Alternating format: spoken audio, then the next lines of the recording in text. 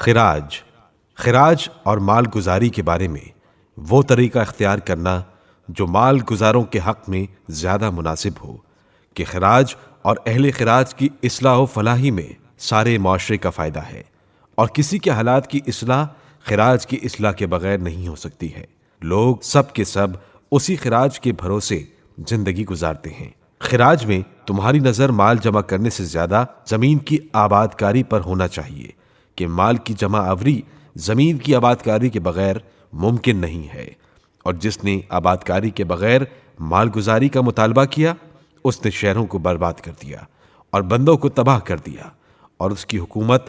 چند دنوں سے زیادہ قائم نہیں رہ سکتی ہے۔ اس کے بعد اگر لوگ گراں باری، آفت ناگہانی، نہروں کی خشکی، بارش کی کمی، زمین کی غرقابی کی بنا پر، تباہی اور خشکی کی بنا پر بربادی کی کوئی فریاد کریں تو ان کے خراج میں اس قدر تخفیف کر دینا کہ ان کے امور کی اصلاح ہو سکے، اور خبردار یہ تخفیف تمہارے نفس پر گرا نہ گزرے، اس لیے کہ یہ تخفیف اور سہولت ایک ذخیرہ ہے جس کا اثر شہروں کی آبادی اور حکام کی زیب و زینت کی شکل میں تمہاری ہی طرف واپس آئے گا، اور اس کے علاوہ تمہیں بہترین تعریف بھی حاصل ہوگی اور عدل و انصاف کے پھیل جانے سے مسرت بھی حاصل ہوگی۔ پھر ان کی راحت و رفاہیت اور عدل و انصاف، نرمی و سہولت کی بنا پر جو اعتماد حاصل کیا ہے اس سے ایک اضافی طاقت بھی حاصل ہوگی جو بوقت ضرورت کام آ سکتی ہے، اس لیے کہ بسا اوقات ایسے حالات پیش آ جاتے ہیں کہ جن میں اعتماد و حسن ظن کے بعد ان پر اعتماد کرو تو نہایت خوشی سے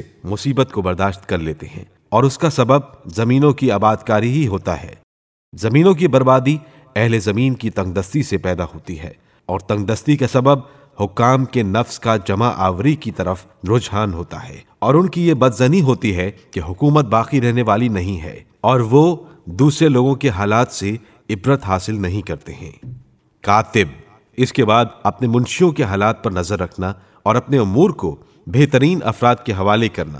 اور پھر وہ خطوط جن میں رموز سلطنت اور اسرار مملکت ہوں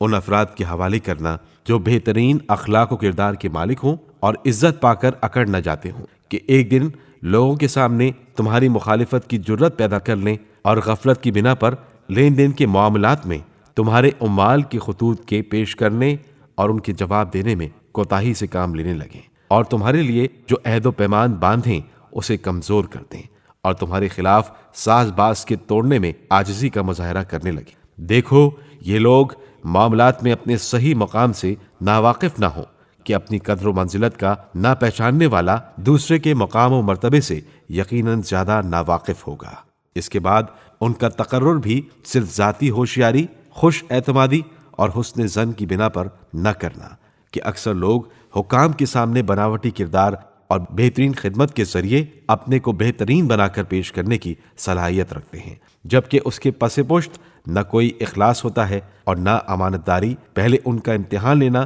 کہ تم سے پہلے والے نیک کردار حکام کے ساتھ ان کا برتاؤ کیا رہا ہے، پھر جو عوام میں اچھے اثرات رکھتے ہوں اور امانت داری کی بنیاد پر پہچانے جاتے ہوں انہی کا تقرر کر دینا کہ یہ اس امر کی دلیل ہوگا کہ تم اپنے پروردگار کے بندہ مخلص اور اپنے امام کے وفادار ہو۔ اپنے جملہ شعبوں کے لیے ایسے افسر مقرر کر دینا جو بڑے سے بڑے کام کی وجہ سے دباؤ کا شکار نہ ہوتا ہو اور کاموں کی بہتات پر بدحواس نہ ہو جاتا ہو، اور یہ یاد رکھنا کہ ان منشیوں میں جو بھی عیب ہوگا اور تم اس سے چشم پوشی کرو گے اس کا مواخذہ تم ہی سے کیا جائے گا۔